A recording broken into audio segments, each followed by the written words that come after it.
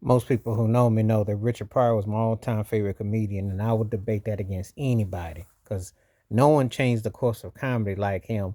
People can have more successful careers or big box office or this or that, but he was funny. He changed the game. But anyway, let's get into this. Richard Pryor uh, TV show versus Pryor's Place.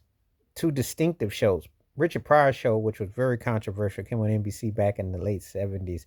And he didn't censor himself, he came out nude on that one. He was a wild one. That's what I liked about Pryor was like the only comedian I know that just put it all out there.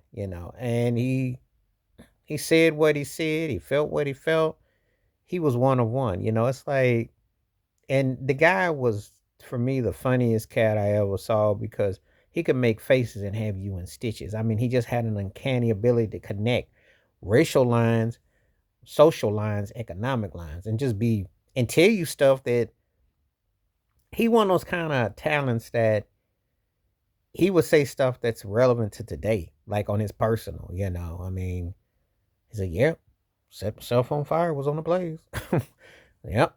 Guess I just gonna have another grill to cook out. He just would say stuff, put it in the context. Pryor was one of those people that you used to sneak to listen to. So your parents or whoever was taking care of you didn't hear what you was listening to. But it's almost like you had to be akin to him. And he was one of those voices back in the day that was freedom, just like Muhammad Ali. To be around an era when you had guys like that were speaking about stuff, Richard Pryor, the Sly Stones, the Jim Brown, the James Brown, the Muhammad Ali's, the Bill Russells, the Kareem Abdul-Jabbar's, the Dr. J's, the Reggie Jacksons, cast that were saying stuff. And he was, you know, he didn't mince words with what he said about Hollywood and the system and so and forth. Now, Pryor's Place was an adaptation of when he was a kid growing back and the character. And again, very innovative when you think about it. Ray Parker Jr. did the theme song to Pryor's Place. And, it's like, wow. I sit there and marvel at it because it takes you back. Both of them were interesting in a 7 year span and how he was and what he, and reflected. This was before his movie JoJo Dancer came out, the alter ego. So it was so many things to take in when you watch and absorb him and the totality.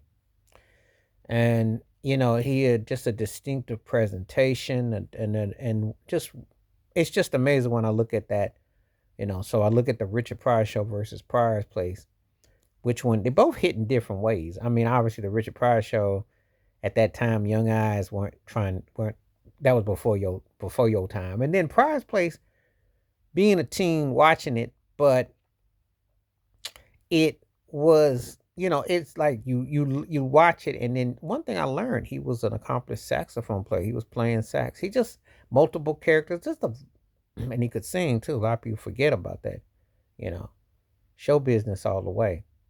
Just had uncanny ability to bring people together in the things that he did. So he had Lily Tomlin on there. I mean, think about the talents that he has had on his shows. He had Robin Williams and Paul Mooney, of course, on the Pryor show. And then on Pryor's Place, you had a different who's who of people that were guest stars on there. So Kim Fields did one episode on there. Um, you know, Sammy Davis Jr. was on there. Just had you know, lessons to be taught. So anyway, interesting thinking about Richard Pryor's TV show ventures and reflecting on them. Both distinctive. But let me know what you think. Which one did you like? Did you like him on TV? What was your thoughts and your takes about Richard Pryor's show and Pryor's Place? Let me know in the comments. Please like, subscribe, welcome thoughts, comments. And I do respond. Thank you. Wash your hands. Keep your mind clear. Watch out for another. Share it if you like and hit that membership because when you do, requests come true. Stay safe, stay blessed, stay woke, stay free. I'm out. Peace.